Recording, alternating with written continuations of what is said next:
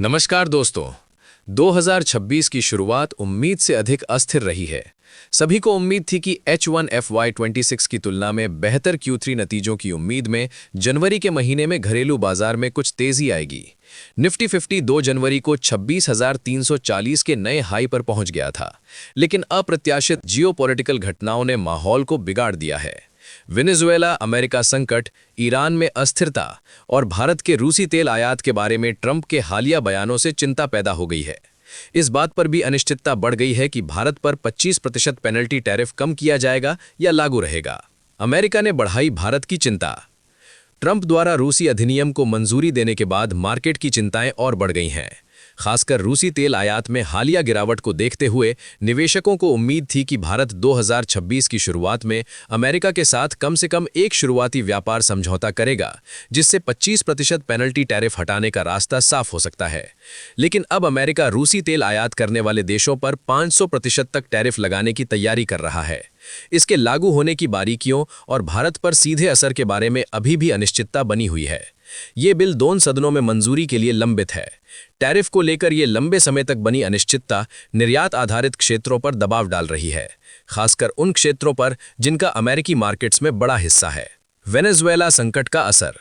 Venezuela संकट का वैश्विक या घरेलू अर्थव्यवस्था पर असर होने की संभावना नहीं है, क्योंकि इसकी आर्थिक स्थिति कमजोर है। वेनेजुएला से अधिक तेल निर्यात से कच्चे तेल की कीमतों को नियंत्रित करने में मदद मिल सकती है, जिससे भारत और चीन जैसे प्रमुख आयातकों को फायदा होगा। लेकिन निकट भविष्य में वेनेजुएला में बदलाव और संभावित आपूर्ति में रुकावट से कुछ अनिश्चितता पैदा हो सकती है।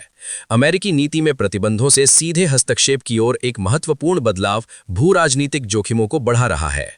इसका ईरान और ग्रीनलैंड जैसे क्षेत्रों पर प्रभाव पड़ सकता है।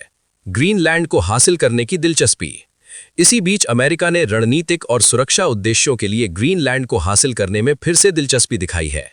अगले हफ्ते अमेरिकी और डेनिश अधिकारियों के बीच एक बैठक निर्धारित है। ये घटनाक्रम काफी ध्यान खींच रहा है, क्योंकि यूरोपीय नाटो सदस्यों ने इस प्रस्ताव का कड़ा विरोध किया है, जबकि वॉशिंगटन अपने प्रस्ताव को और अधिक आकर्षक बनाने की कोशिश कर रहा है। कुल मिलाकर जियोपॉलिटिकल जोखिम 2026 में हाई लेवल पर पहुंच गए हैं। कीमती धातुओं जैसे सेफ हेवन एसेट्स में तेजी आ रही है, जबकि इक्विटी पर लगातार दबाव बना हुआ है। ग्लोबल डिफेंस खर्च बढ़ रहा है। अमेरिका ने $1.5 ट्रिलियन का डिफेंस बजट प्रस्तावित किया है, और यूरोपीय देश यूक्रेन संघर्ष और बदलते नाटो कमिटमेंट्स के जवाब में खर्च बढ़ा रहे हैं। डिफेंस सेक्टर के स्टॉक का दबदबा। डिफेंस सेक्टर के स्टॉक अच्छा प्रदर्शन कर रहे हैं और उनके मजबूत बने रहने की उम्मीद है। इसके विपरीत टैरिफ से जुड़ी अनिश्चितताएं खत्म होने तक भारतीय बाजार सतर्क रुख अपना सकता है। बढ़ते जियोपॉलिटिकल जोखिमों के साथ घरेलू बाजार में मिला-जुला रुझान रहने की संभावना है। अगर ये ग्लोबल क्राइसिस मार्केट एनालिसिस काम का लगा हो तो वीडियो को लाइक कीजिए, इसे शेयर कीजिए ताकि बाकी निवेशक भी 2026 के जोखिम समझ सके। और रोज की ऐसी गहराई वाली मार्केट इनसाइट्स के लिए चैनल को सब्सक्राइब जरूर कर लीजिए।